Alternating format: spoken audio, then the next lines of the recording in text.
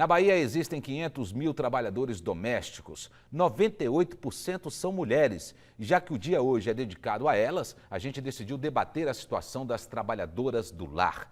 Afinal, diariamente, elas cuidam das nossas casas. São mulheres guerreiras, mas ainda lutam por melhorias e contra o preconceito. Conheça as dificuldades dessa categoria e o que está sendo feito para melhorar a situação dela em um bate-papo que a nossa equipe fez com a presidente da Federação Nacional dos Trabalhadores Domésticos, Creuza Oliveira, e com a secretária de Políticas para Mulheres, Vera Lúcia Barbosa. Boa noite, amigos do Fala Bahia, da TV Salvador. Vamos conversar agora com Vera Lúcia Barbosa, ela que é secretária de Políticas para as Mulheres do Estado da Bahia.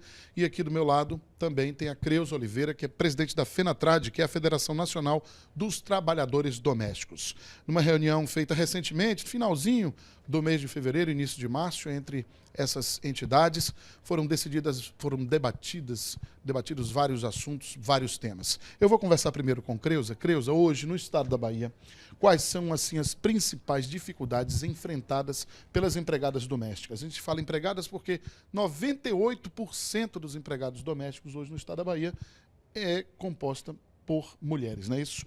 Boa noite, quais são os principais problemas que foram debatidos e que essas pessoas enfrentam? Boa noite. Na verdade, assim, no Estado da Bahia tem cerca de 500 mil trabalhadoras domésticas, a maioria mulheres negras, né? Tem muitas jovens nessa categoria, até porque elas começam a trabalhar muito cedo, ainda na infância, e aí a dificuldade de frequentar a escola, né? E até porque a exigência dos empregadores e empregadora para contratar uma trabalhadora é que more no local de trabalho e que não estude.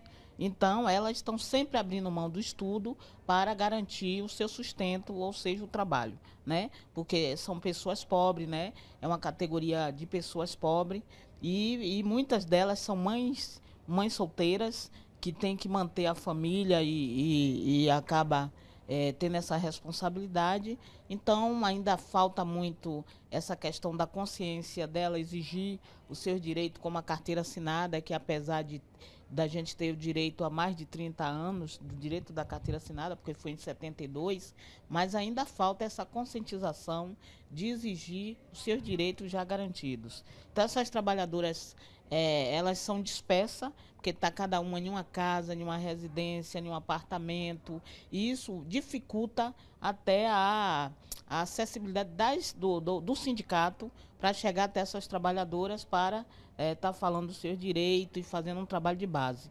Um outro problema sério é que essas trabalhadoras são mães, como eu já falei, solteiras, e que não têm creche para deixar seus filhos para sair para trabalhar.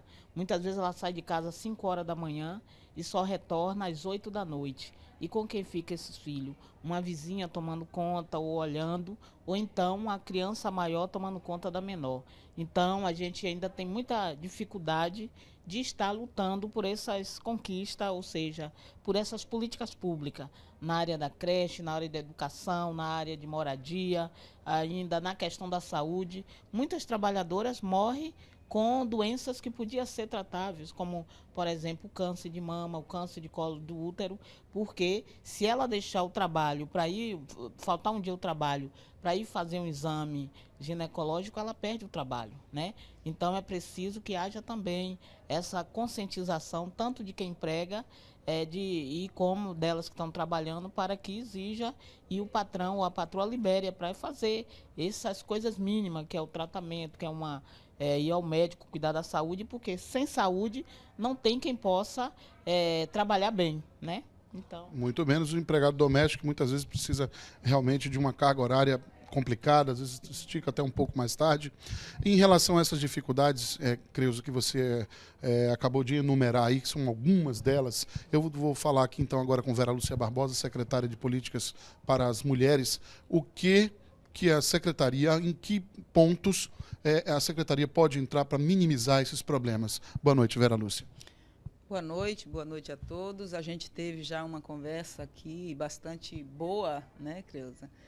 Porque a gente entende que a Secretaria de Política para as Mulheres é um dos públicos importantíssimos que a gente precisa cuidar, que a gente precisa acompanhar de perto, as domésticas, por conta de ser uma categoria que você já reafirmou, que a maioria são mulheres, por mais que tenha homens também, 1%, um e pouco por cento, mas a maioria são mulheres.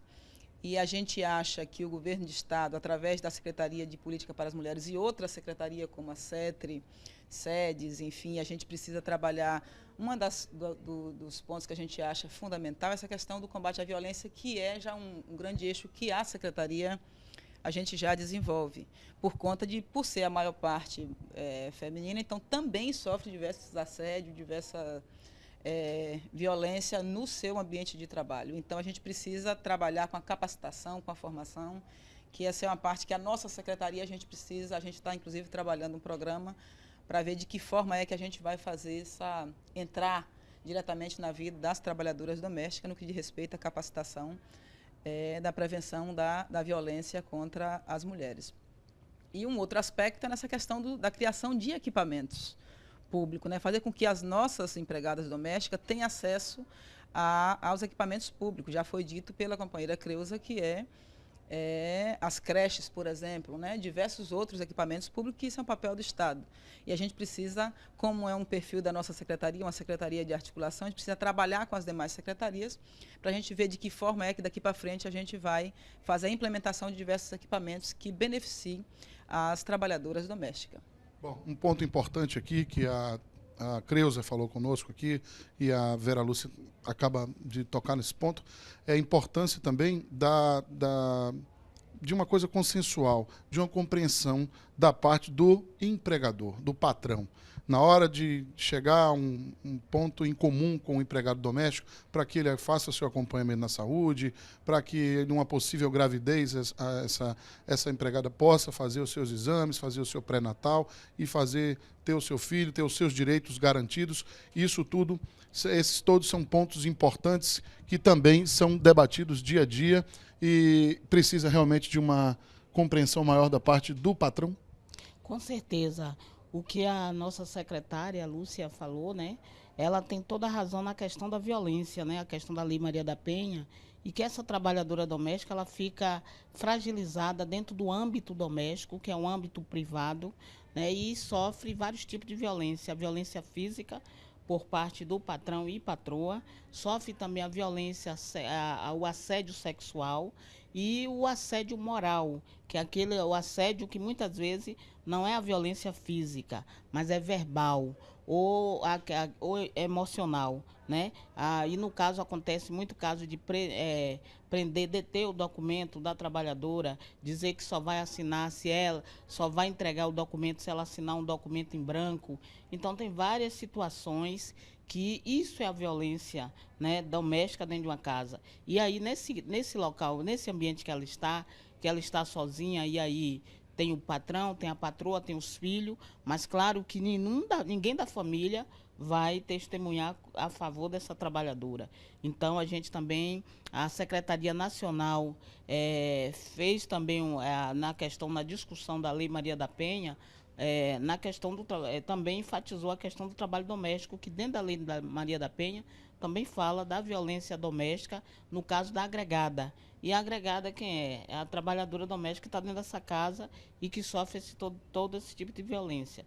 Então é preciso que dentro da política, da combate à violência contra a mulher, esse setor também seja tratado constantemente, né? Pois é, então, e o empregador, o patrão, ele tem que lembrar que o empregado doméstico é que cuida da casa dele, que cuida dos filhos dele e tem seus direitos garantidos. Muito obrigado, Vera Lúcia Barbosa. Até uma próxima oportunidade. Creuza Oliveira também. Vamos de volta para os estúdios da TV Salvador. Esse é o Fala Bahia. É com você, Emerson José. Obrigado aí às nossas convidadas. E no próximo bloco a gente mostra como está a situação do mercado de Itapuã, que já foi reaberto. Tem também os lances do jogo do Bahia. Um instante só.